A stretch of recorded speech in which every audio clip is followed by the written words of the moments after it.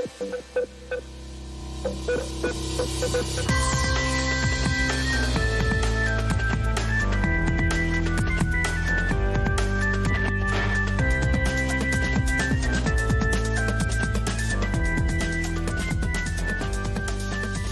back to Burn the Haystack with Josh and Jesse.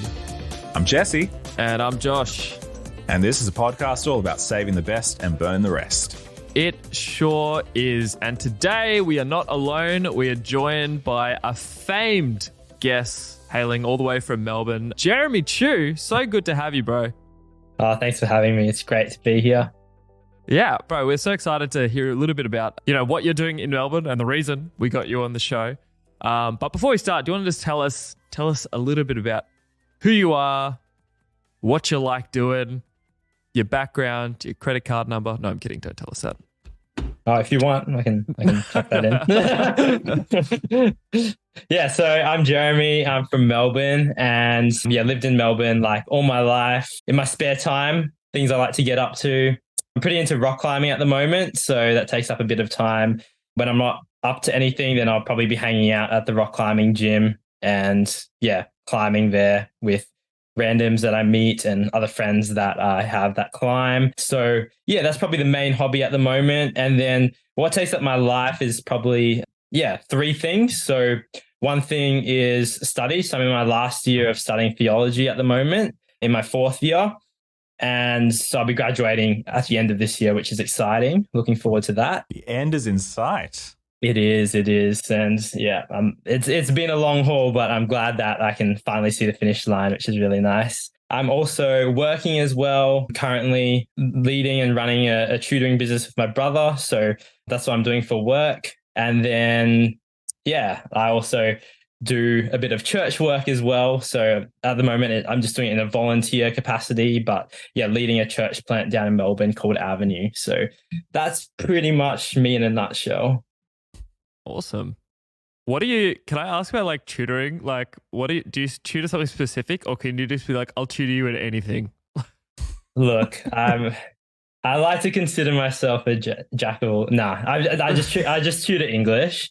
Okay. So I like English because it's like there's no right or wrong answer. It's like this feels about right. Okay. And you just go off that gut instinct. Like I don't understand how maths tutors I don't understand how they do it, just because I feel like it's hard to be black and white, hard to be objective and get the right answer. I like the subjective nature of English in many ways. So I tutor English, and then I have like other tutors in the business as well who tutor a variety of other subjects too. So that's tutoring. It's fun. It's very relational as well, which is pretty cool. I imagine that you see a lot of different people and you have to deal with a lot of people over the course of that sort of business, right? Yeah, you deal with a lot of people. You deal with principals and schools, deal with parents a lot, deal with kids who don't know how to spell, a variety of different people, which is fun. Wow. Yeah. I imagine it probably is going to prepare you very well for dealing with problematic church members in the future, my friend. Oh, 100%. It's the same thing, right? 100%. Exactly the same thing. Literally. Oh, that's pretty cool. Man, I never had any tutoring in school. I don't even think I realized it was like an option, I don't know why, but I was just, I don't know. I was just in my own lane, I think, a bit too much. You see it on movies, but you always think like, oh no, that's like an American thing or whatever. I don't know why I thought that. Yeah. Some people like that. They go through school without tutoring. I only did tutoring in year 12 and I found that really helpful. But for most of my schooling, I didn't do tutoring. But going to tutoring in year 12 kind of inspired me to start this business with my brother, just so that we can help other students who might be struggling or want to excel in a greater way. So this is our way of sort of making that reality for students. Very cool. That's really cool. Yeah. On the tutoring note, I remember I only ever had one tutor ever growing up as a kid in school. And it's funny you mentioned maths because I struggle with maths the most, I think. Yeah, okay. Same.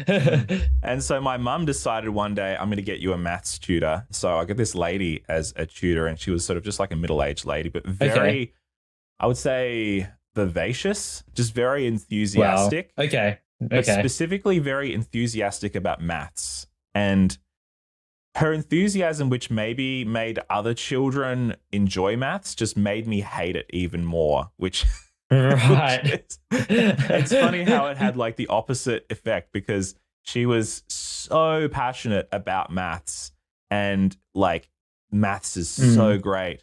And for some reason, it just completely turned me off, which is, yeah, it's weird. I was going to say that's what you want in an enthusiastic maths teacher. I but know.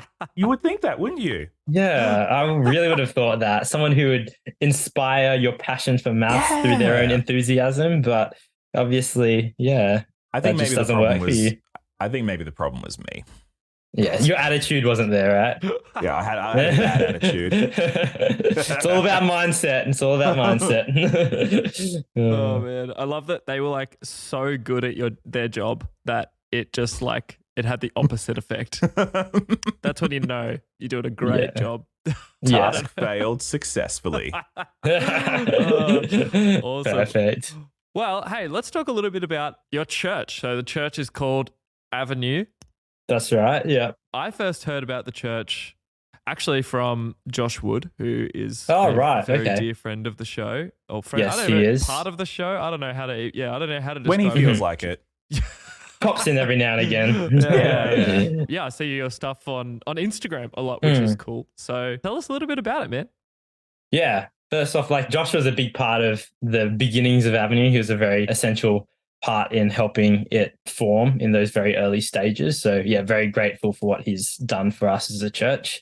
Yeah, absolute legend. So yeah, Avenue started pretty much, the official start of Avenue started in lockdown in 2020, but the origins of Avenue trace back many years before that.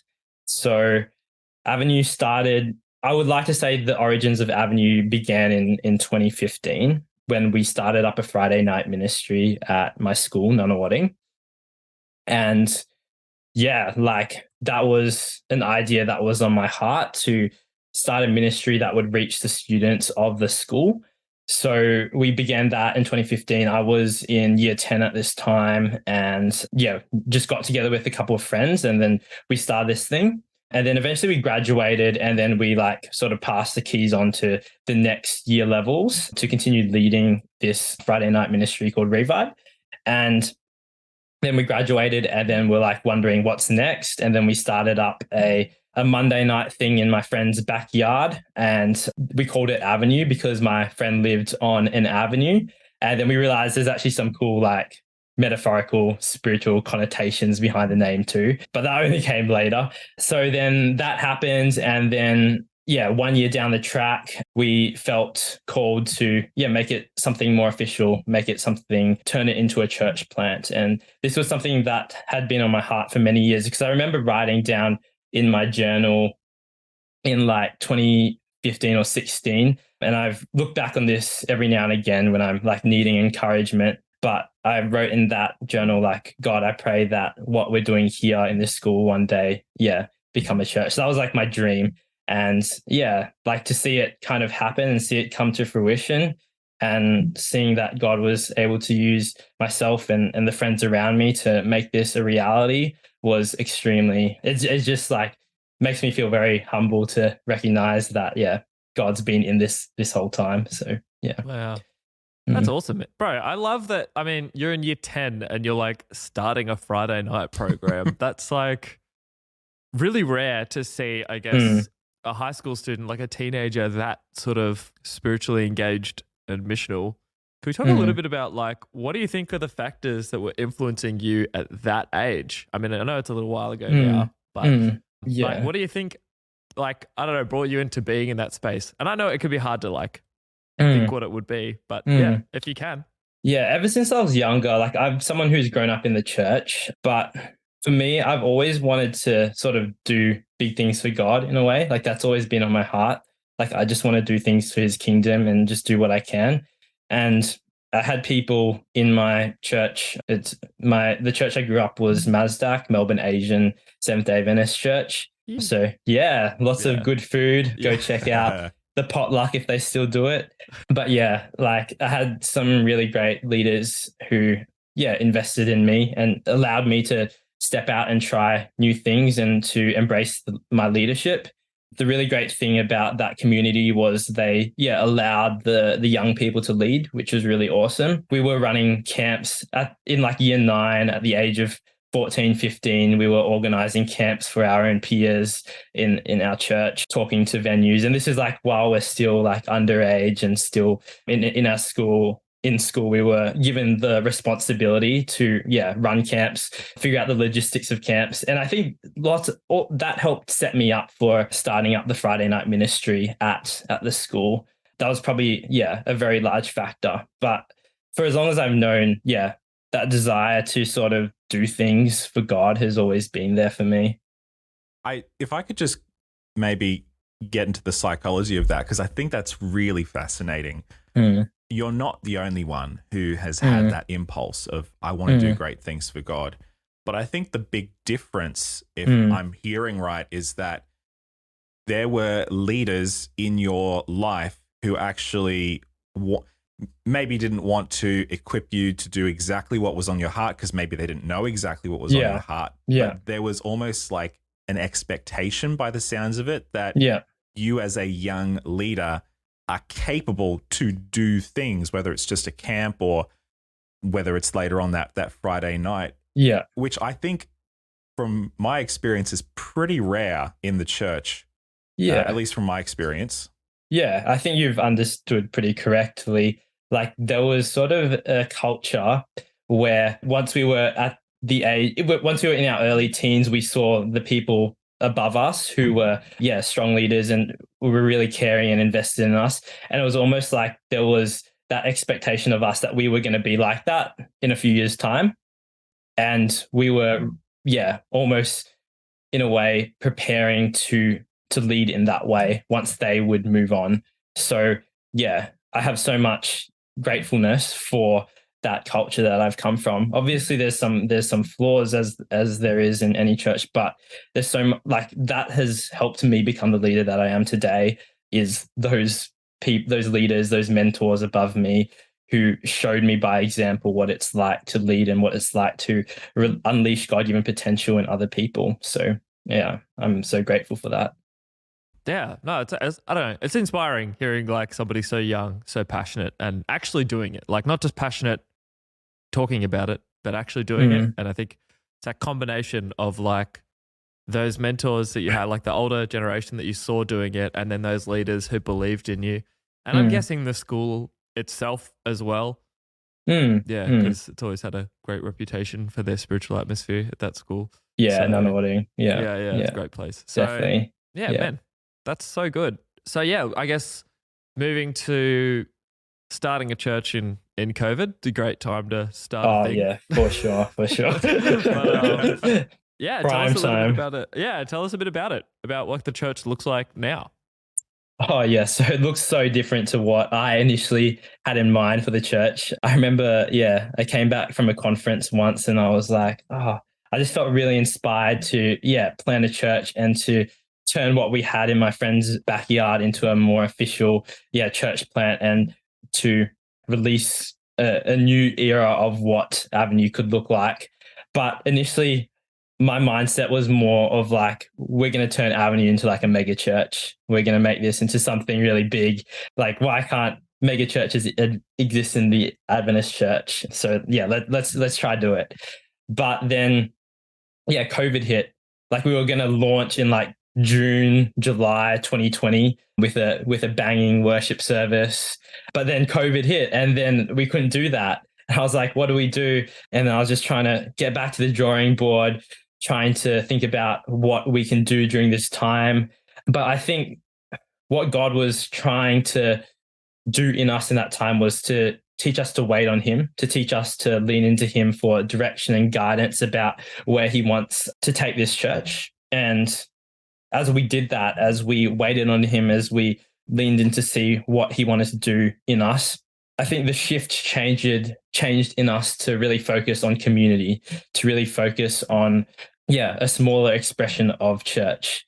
And that's when we shifted to moving more towards a micro church model of church, a more house church network model.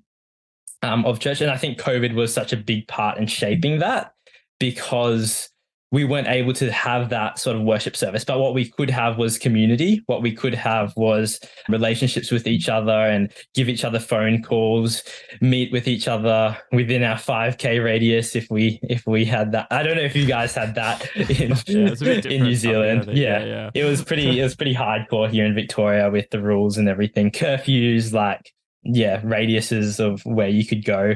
But through that, we were able to foster a little bit of a community. But I think the biggest thing that was helpful for that time was helping that vision to sort of brew in a slower way and helping others to get around the vision rather than it just being the vision that I had and everyone else like following that. It was like the vision was coming collectively together, which was such an important part. And I think if COVID didn't happen and we went with the initial idea of what I had, Avenue probably wouldn't exist today. I think it would have fallen apart. Yeah.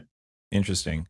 Okay, so talk to us a little bit about that initial vision. I know you kind of already mentioned you wanted to start with a big worship service. Tell us a little bit more about what the idea was, and then if you could transition to like what it actually ended up being. I've heard terms like micro church, but to be honest, I don't really know exactly what it consists of. Like, what's the nuts and bolts of it? So, what was the initial one, and then what did it transition into during those COVID times? Yeah. Okay. So I think the difference is what I first envisioned of the more, I mentioned mega church, but I guess what I mean is like a centralized expression of church that is focused and centered around the worship service gathering on a Saturday, and everything else would flow out of that. So that's initially what I had in mind. Like we would have like a really great worship service and then maybe filter people into groups after that. But the worship service would probably be the main thing that we would focus on. That was the primary thing. Big attractional sort of model. Yeah, attractional model of church. Yeah, correct. But then the shift during COVID was, let's now empower leaders to lead smaller expressions of church. And the way we sort of see it now is each of our groups, or what we call house churches, is what we call them pathway groups. So following off that like avenue metaphor, like road metaphor, you got pathway groups. Genius. Shout out to Josh Stadnick actually, who had that idea. He came up with that name. I'm like, that is good. I'm gonna roll with that. So we have pathway groups now, and we consider each of those leaders almost like pastors of those groups. So they have like a lot of authority and free reign, and we really empower them to care over their group, to look after their group, but also to seek to multiply that group as well. Apprenticeship is something that is very important to us as a community. It's also very important to me as well. And what I mean by apprenticeship is taking someone along the journey of leadership, having conversations with them. This is from Hero Maker, I see in you conversations, where you see in them what they may not see in themselves. You recognize two things about them. You recognize what they currently bring to the table, what they currently contribute through their presence, through their personality, through their character. But you also almost inspire a vision for their future as well. You cast a vision to them and say, this is what I can see you doing in the future through the potential that God has given and put inside of you. So you're recognizing that potential and helping them to unleash that potential. And as we do that, we have this vision to become an expanding network of missional micro communities. So we want to see apprenticeship so that those apprentices can then be leaders who can be sent to reach new spheres of influences. So I guess that's the shift, more focus on empowering the leaders to reach their sphere of influence rather than getting them to bring their friends along to an event and then allow us to do the work. Yeah. So it's a much more decentralized model, I suppose. Because what I'm hearing is that there's a lot of trust that you actually have to foster in the people that you're apprenticing and that you're working with, that you can't control them necessarily. Correct. You do have to unleash the reins a little bit because they're going to do things that are different to what you would have done. They're going to bring a different flavor to that. Obviously, there are some things that we still have standards of what need to be followed. Like it's not just you do whatever you want. We do have elements that they follow. For example, the groups, they come to our larger gatherings. Every now and again, we'll have a larger gathering where all the groups come together. So it's important that they're coming along to that. Often, we're following the same sort of curriculum as well. The same discussion is happening across the groups a lot of the time. But how the group runs is often very flexible in regards to what works best for the group. And that is up to the leader to decide. And we do place trust in them to figure out what works best for their particular demographic. That's cool. Can I ask what sort of curriculum you follow? This is such a past question. Right. The details, the details. Yeah, I love it. I want to know. Nice. Yeah, so we follow Discovery Bible reading. So we mostly follow the approach where you read through the passage. We read through a passage twice, and then we ask those basic questions. What is new? What surprises you? What can you obey or apply? Yeah, these questions. But often we don't actually specifically go through those questions. It just ends up being just a discussion where people are just talking back and forth between each other. Very rarely, is it like, okay, we're following through these list of questions. People are just keen to chat and talk about the text and talk about what it's meaning to them. So, yeah. And I suppose as well, if you're doing it that way, you're not having to spend like lots of money or effort on producing content, distributing content, blah, blah, blah, all that sort of logistical stuff.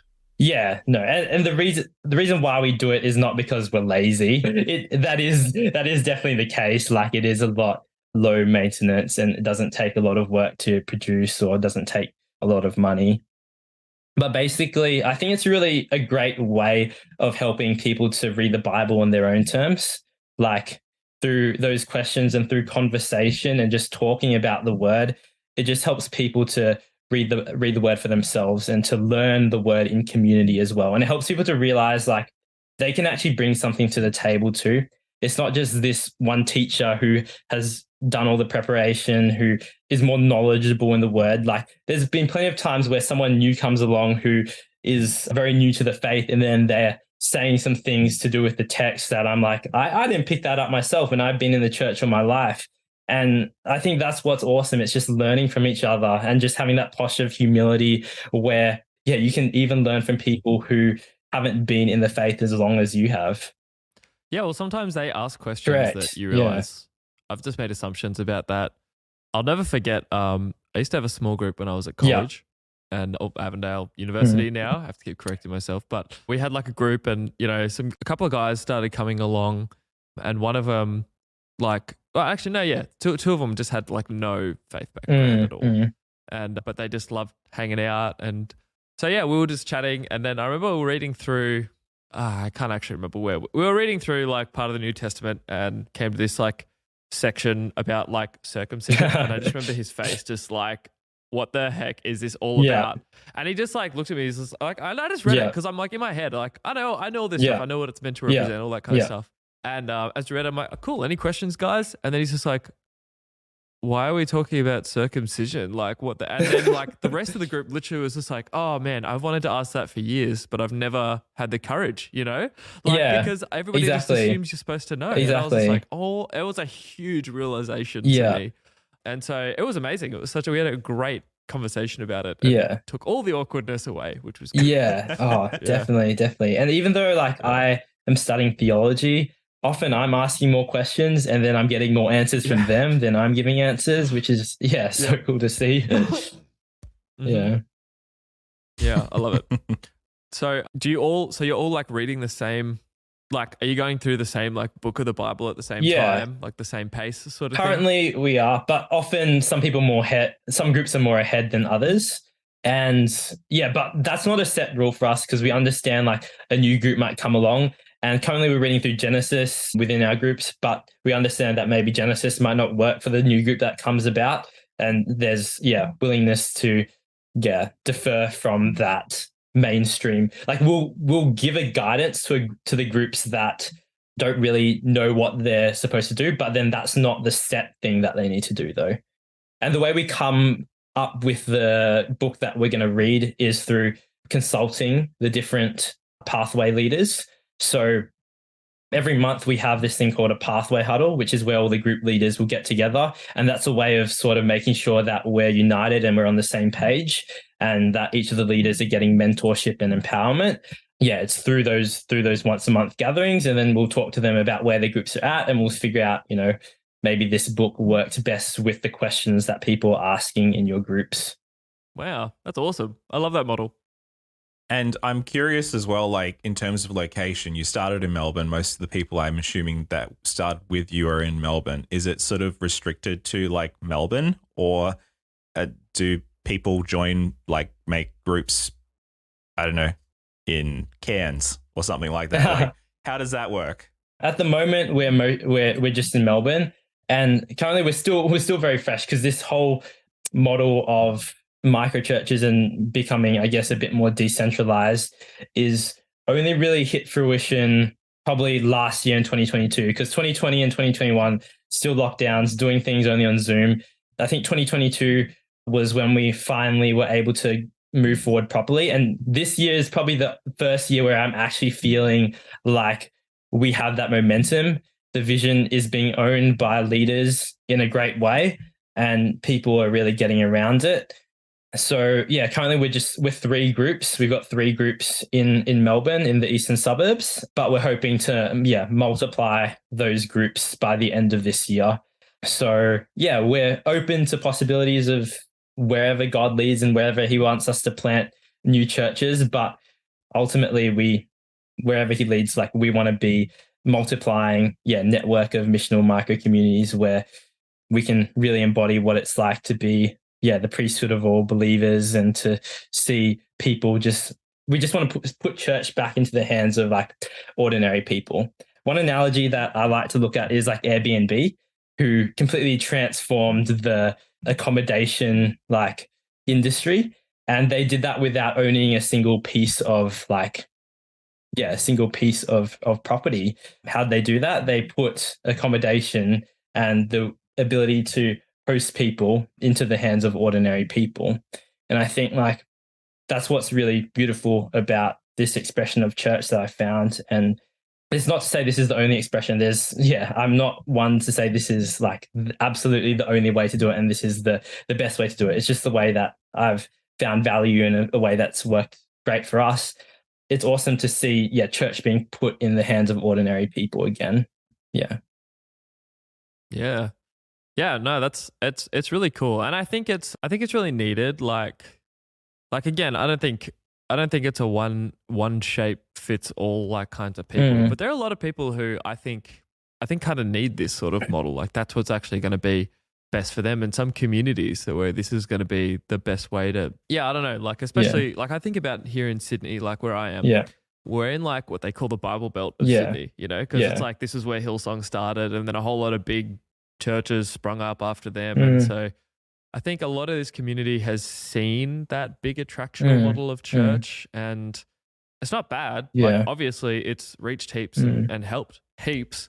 But, I think about, well, maybe they also need to see more expressions of church, because some people just aren't going to connect with that. Some people will and some people won't. And we just need to have, So like, can I ask like how big, like, is there like a limit on group sizes? Where like, what do you max out at before you're like, nope, you guys need to like split or something?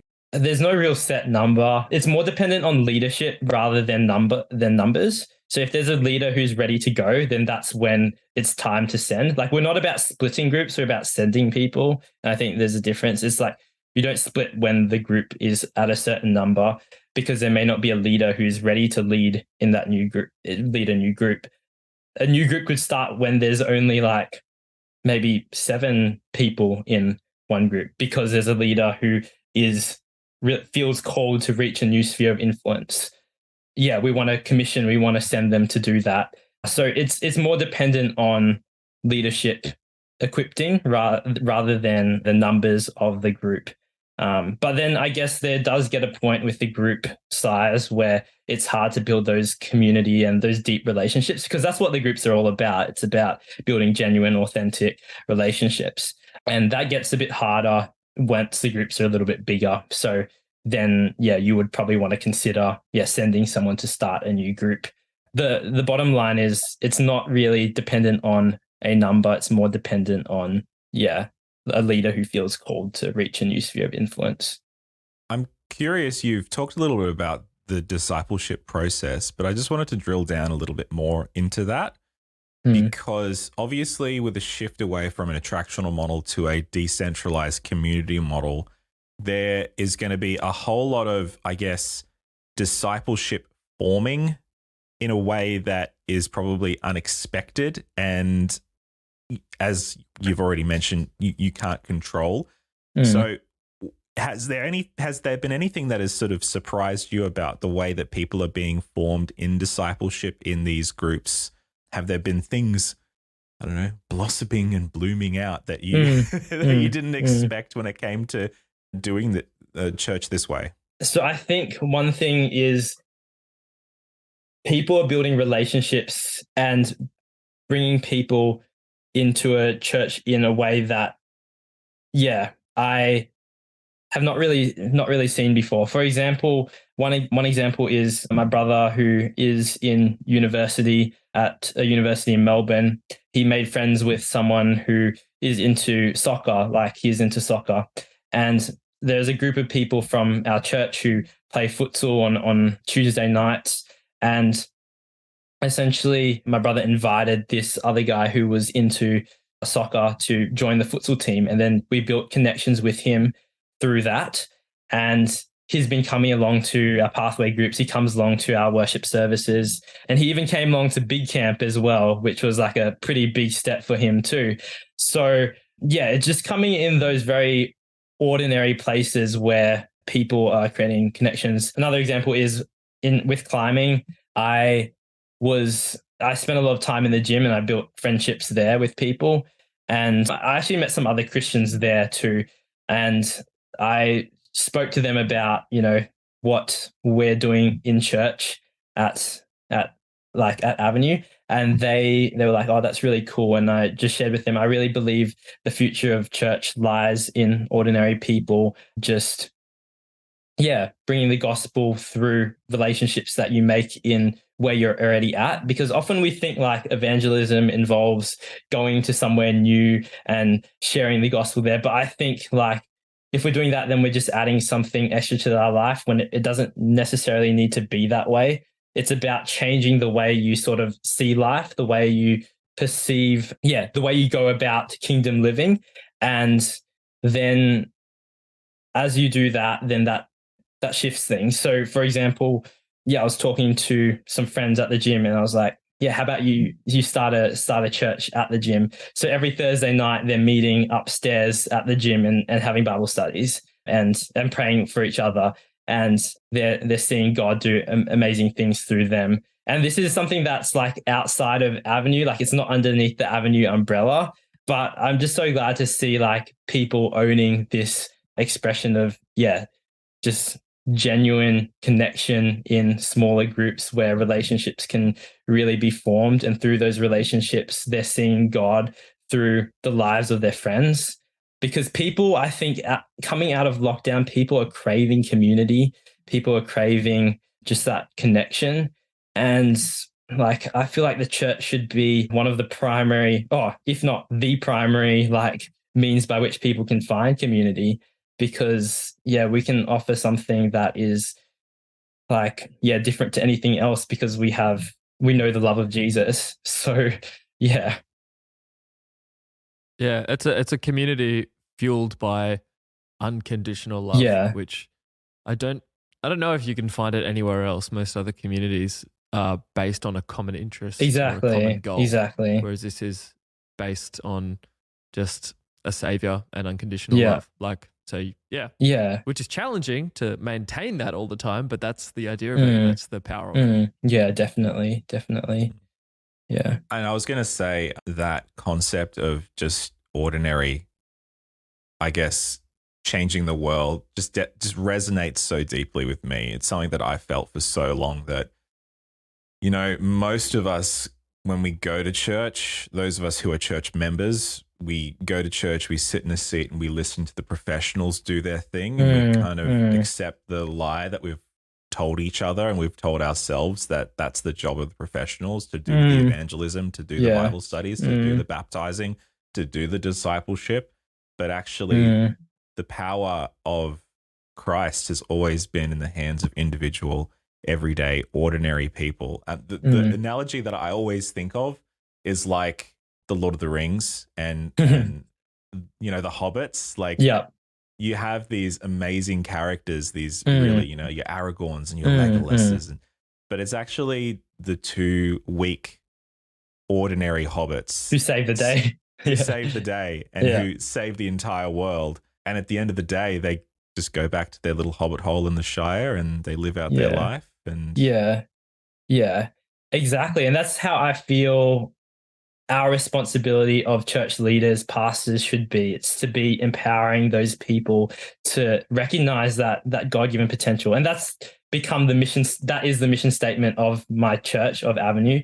Our mission statement is simple: to unleash God-given potential. And that comes through those ICNU conversations. And I try to practice that all the time with everyone in my church and everyone I come in contact with, just trying to see in them something that they don't see in themselves.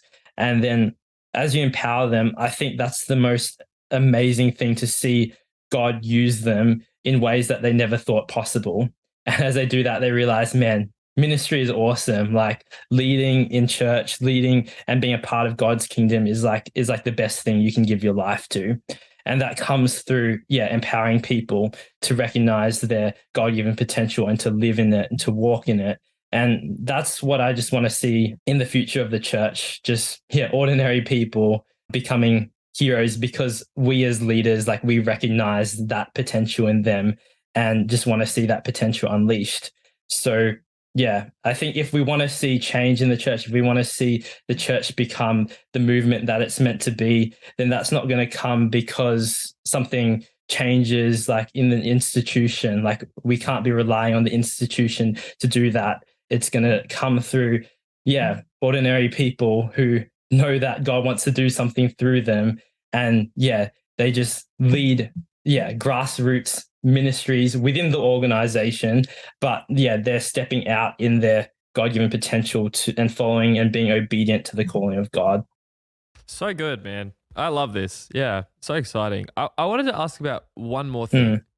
Your church is really active on Instagram, which I think is great. Is that like one of your primary communication methods for your church? Yeah, probably. But actually, I would say the primary communication method is through the pathway leaders who communicate to their groups, because I think that's probably more powerful in getting people to come to things.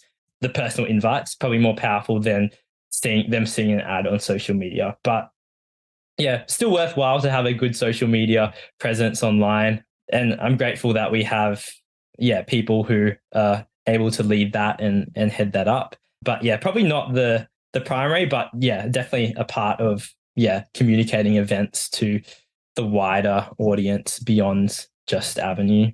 Avenue Mission on Instagram, avenuemission.com for the website.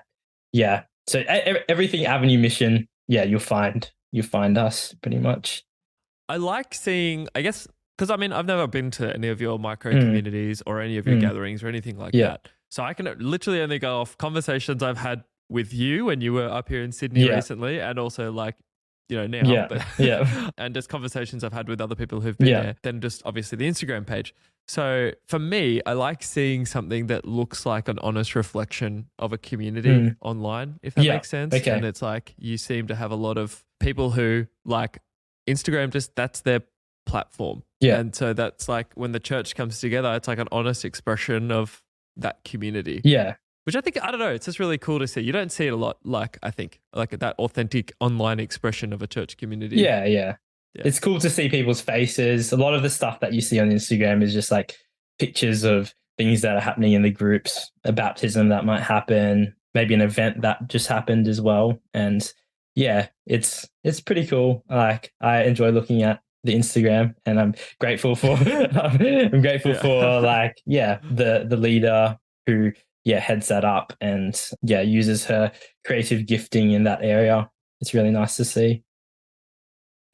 I know that we've maybe touched on this a little bit already, but do you just want to tell us a little bit about maybe, I don't know if you have grand plans for the future, that maybe that plan, that idea that's at the back of your head that you're kind of afraid to admit out loud, or maybe you've talked with your team about, like, what does it look like now? You've transitioned out of COVID.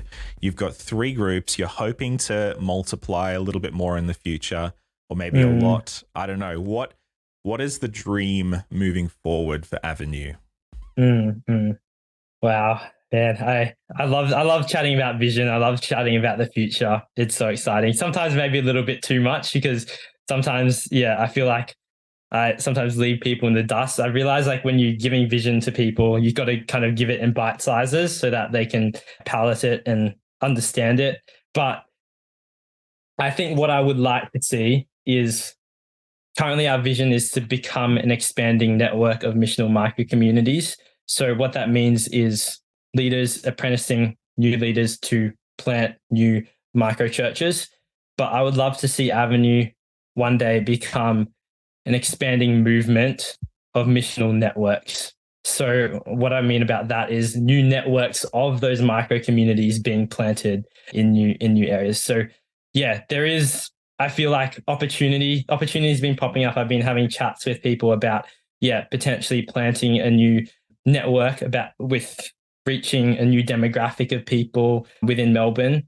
And I just have like really big dreams for the future. And I see the vision becoming bigger than myself. It's become people owning it, people getting around it, people understanding the DNA of what Avenue is about. And I just want to see them taking that DNA to reach new places, to reach new spheres of influence, and to not be afraid of making mistakes. Because that's the biggest thing I've learned, is like, this whole process has just been a process of failure for me, just failing over and over again, stuffing up, making bad ideas. Like, I've probably come up with like 50 ideas and only one of them actually eventuates in anything. And people not being afraid to step out and try new things, not being afraid to take risks, because that's what I think church planting is all about. That's what pioneering new things is all about. It's taking risks and embracing failure, learning from failures. And from that, God does so much through you when you are not afraid to take those risks and not afraid of failure. Yeah. Yeah, absolutely. And I think, like, even starting like your own, like small group, like a Bible study or something. Yeah. Like, so many people are really intimidated and don't think they have the ability to do it. And I'm like, guys, I don't know how to explain it, but it's really not that. Guys, it's easy. Just do it. Yeah. Well, you don't have to be I think people think you have to be like a pastor or like a theologian. And like, I guess it helps with like, if you get intense Bible questions. For sure. But just sitting around and doing something like the Discovery Bible Reading Plan, which I don't know if we've talked about much on the podcast, but if our listeners haven't heard it, it's by Peter Owenfeld. Almost said his brother's name. Sorry, Peter Owenfeld. You can just check his stuff out online. He writes his books. But basically, he's got this, you just read a passage of scripture and then there's this 5 questions you can ask in a group. And that's enough. And if you don't know the answer, like if somebody in your group does ask like a curly question or something, like the best thing you can say is like, I'm not sure. Let me look into it. And like, I'll get back to you. I just haven't thought about that before. And I, want to give a well thought out answer. How about next time we meet, I'll share that. And reach out. You can, if you can't figure it out, reach out to a Bible nerd. Like, like you can reach out to like somebody who has a theology degree and they've probably already heard the question 20 times. Yeah. Like, oh yeah, I would say something like this. Check out this resource or whatever. Like, it's okay to take time with these things, and people understand. Nobody expects somebody else to be a full encyclopedia. Exactly. And they probably appreciate you saying like, I don't know as well, because it shows like that you're not this stuck up Christian know-it-all who has all the answers, but you're like, genuinely in the same boat as them. So, I say it all the time, and I have a degree in this stuff, and it's fine. People love it. Like, they love when you come back to them like 2 weeks later and be like, oh, hey, you asked this. And they're like, oh, I forgot I asked that. Yeah. I don't really care. Yeah. But, you're like, well, I'm going to answer anyway because I've been researching it for 2 weeks straight. Exactly. And the best way to learn is by teaching. I'm sure actually that cycles right back to tutoring, right? But anyway. Oh, there we go. Back to where we started. Full circle. I don't know. Like, I think the best way to learn is by teaching. So I don't know. I don't think people have to be intimidated by something like this. Like, starting a small group, it's super powerful. And yeah, I don't know. Like, I think you have a really approachable model. I'm excited about the future of Avenue. So, Thank you. Yeah, really great. Thank you. Yeah. It's been a journey, but yeah, I'm just grateful for the whole process because I've learned so much from it. And I'm grateful for my team as well, who's been with me through those failures and mistakes that I've made along the way, been so patient. And I think that's like a big thing. Just surround yourself with people that are willing to fail with you. And then you find like success, I reckon.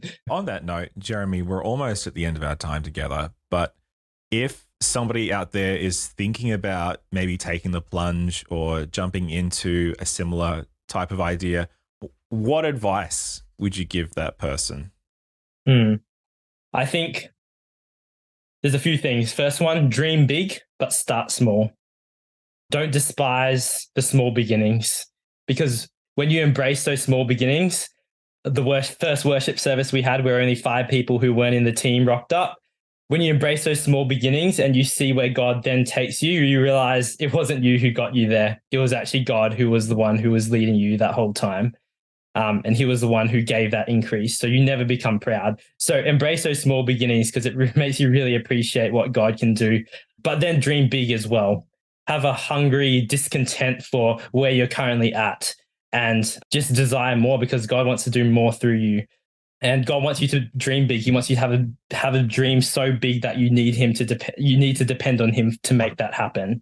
So that's the first thing I would say. The next thing I would say is don't be afraid to fail. Make mistakes, keep failing, surround yourself with people who will fail alongside you. And then also, be obsessed with unleashing God-given potential as well. Like, just make that just such a big priority, because when you do that, it's just such a fulfilling thing. And if you want to see the church grow, if you want to see the church become the movement it's supposed to be, then that's going to come in training up leaders to recognize their calling that God has put upon their life and to follow that calling with full obedience and full faith. But and all this needs to be bathed in prayer as well. All of this takes so much prayer because it's not something that you can do alone. It's something that God needs to do through you. So those are some things that I would recommend. Dream big, but start small. Be obsessed with unleashing God-given potential. And then, make mistakes and keep failing. So those are the things that I would recommend. If you're willing to take the plunge, just go for it and do these things. So good, man. Wow. What great wisdom. I love this. Thanks. Yeah. Man, well, I think we've covered it. Hey, is there anything else you wanted to share before we wrap up? I believe in you guys. Do your thing for Jesus and just be obedient to him, because he doesn't need you, but he wants you in this process. He wants to involve you. He wants to partner with you because he's the best at unleashing God-given potential, and he wants to unleash that God-given potential in you. So partner alongside him and just be along for the journey that he wants to take you on, because it's so fulfilling. A life of service, a life of sacrifice is the most fulfilling thing that I think you can do in this world. So live your life to love God, to love others, and you'll see God do amazing things through you. So good. All right. That's great. What a great place to land the plane. All right. Thank you so much, Jeremy. Guys, get on, follow Avenue Mission on the gram. Check out their website. Keep watching what God does. And, we'd love to hear if you guys have any thoughts about microchurch. Yeah, we'd love to hear. So reach out to us. We always love hearing your feedback, even on the Facebook group. You guys starting some great discussions on there. So we'd love to hear what you guys have to say about this. Maybe you're a part of something like this. We'd love to hear your feedback on it too. Any thoughts, Jesse, before we wrap up? I'm basking in the vision here, and just thank you so much for what you're doing, Jeremy. Really believe in everything that you guys are doing in Melbourne, and can't wait to see what God does next, man. Thanks, Josh. Thanks, Jesse. This has been great. Awesome. All right, thanks, guys. Stay awesome. That is Josh, Jesse, and Jeremy.